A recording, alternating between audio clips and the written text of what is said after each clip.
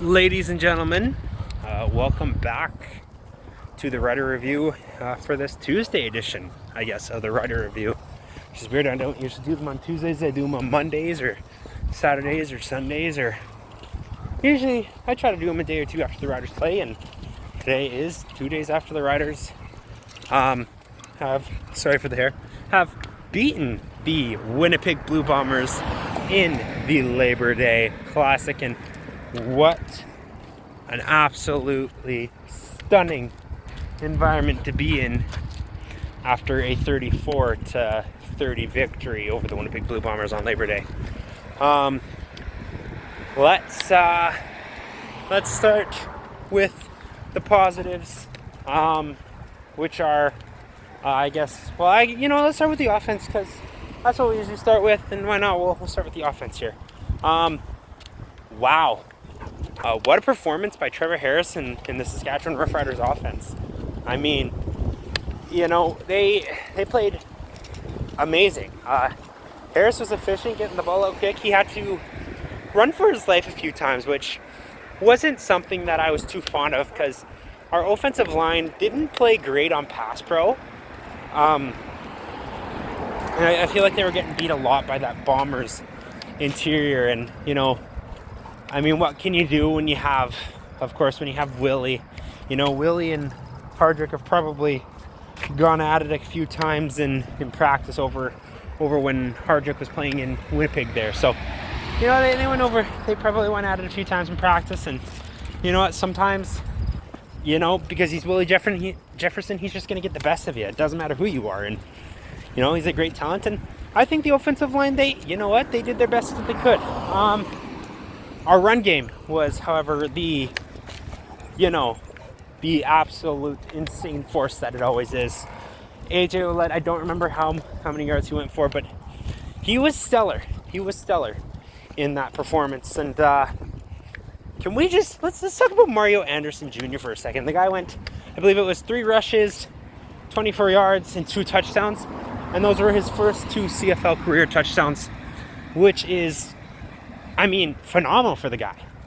What a game for Mario Anderson Jr. And that run, that was set up by both the blocks and him going through a few Bombers defenders. And, I really got to say, I got to be honest, in my own personal opinion, this could just be my opinion, but I think the guy who is in backup position, who plays backup running back in Saskatchewan, is probably in the best position you can be as a CFL running back.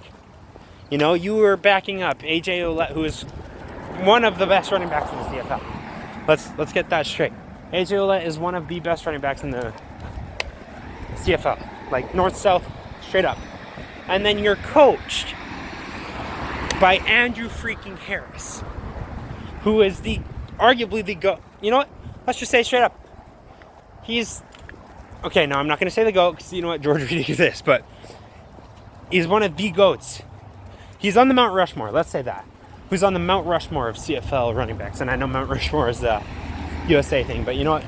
Point still stands. I'm a Canadian using the reference. Anyways, he's on the Mount Rushmore of CFL running backs. So, when you have TBH in there, you have Mario Anderson in there, or you have Kaden Carey, who, prayers up for that guy. I hope his recovery goes well still. Anyways, you are in the best position a running back can be in the CFL. Other than a starting running back. So, it's a solid place to be in. So I guess really my only criticism there is, the offensive line could have been way better on pass pro, but, Winnipeg's got a good defensive line there. So, and I guess this is going to kind of fit in here. You gotta, how are you, I didn't realize that in the CFL, and the refs are super consistent, totally they're all about this, you better be consistent. Didn't realize you're allowed to rip a guy's helmet off and not get called for it. You're allowed to rip his helmet off by the face mask, by the way. And then you're also allowed to flatten a receiver who's not even being thrown to, mind you. As Robicelli was flattened when he was 5 yards the other direction. So, I mean, the reffing was absolutely atrocious. Let's say it, let's put it how it is. Reffing was garbage.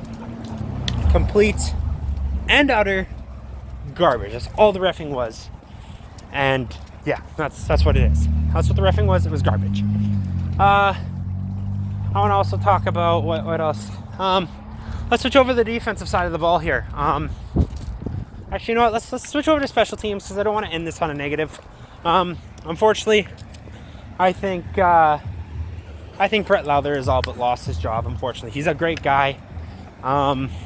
You know, he's done a lot for the community, but I think until you've locked up first in the West, I think you gotta throw him, or you don't throw him because you can't cut him right now because he's guaranteed money. So it makes no sense to cut him. So you put him on the bench, you put him on the PR, and you let Campbell Fair take over for a few games. Campbell Fair is 70% kicker throughout his career, but that's with the Ottawa GGs, right? So that's the university kicker, 70% throughout his career, which isn't great, but not bad. It's better than Lauther's kicking right now because Lauther's sitting at I think he's somewhere between 60 and 70. I know he's not an above 70% kicker. So, yeah, I think you just have to give Fair the reins until Saskatchewan has locked up first. And I will come right back because, yeah. Alright, ladies and gentlemen, my apologies for the brief cut. I just had to deal with something really quick. Anyways, so, yeah, my suggestion is you give Campbell Fair the reins. You let Campbell Fair do what you do. And then Brett Lauther, when he's at his best, he can be a very, very, very clutch kicker. And I say that, like, I'm being straight up. He can be a very, very, very clutch kicker, right?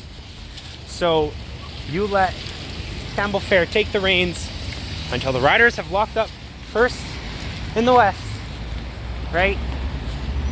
And then you give Brett Lauther the job back and see if he can shake it off.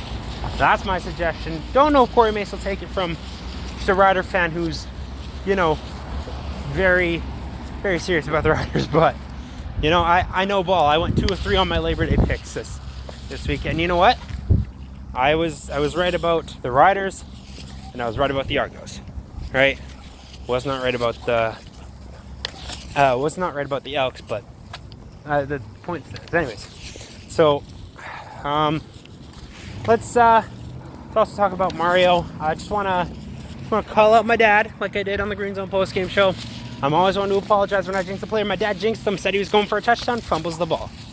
Mario didn't have to do anything special. It was looking like a good return, but unfortunately stuff happens, and that's you gotta roll with the punches. So it was a well done job for rolling with the punches there.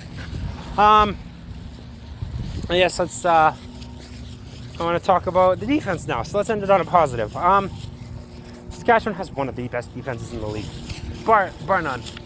One of, if not the best defense in the Canadian Football League. You look at our defensive backs, like Tavon Campbell is insane. He just made one of the most critical plays ever in a Labor Day Classic when he returned that 112 yards for a pick 2. Like, that's just insane, like that was phenomenal. You cannot be disappointed in that. Our DBs were all over them. I mean, there were of course the spots where defense was taking plays off, but that's you can't do that. That's gonna be short up. And then Carney, like Scoop was everywhere. Scoop was everywhere. Player of the game in my books. He had 2 sacks, 2 forced fumbles, 1 fumble recovery. Like, he was just everywhere. So shout out to Scoop. And then I think we honestly have the best defensive line in the CFL.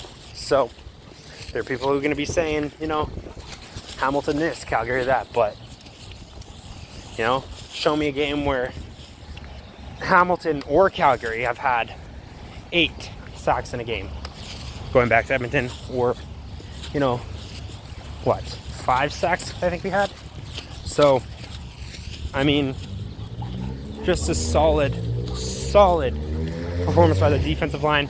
And I will say, straight up, best defensive line in the Canadian Football League. So, ladies and gentlemen, that is it for a Tuesday edition of the Rider Review. So, make sure you like, comment, share, subscribe. Go stream all the little things, which is out now on all platforms that you listen to music. And yeah, I'll see you guys next week after hopefully the Riders take home the win in the Banjo Bowl and sweep the Labor Day Classic in Banjo Bowl. So, sweep the back-to-back. Let's hope, and yeah, see you guys.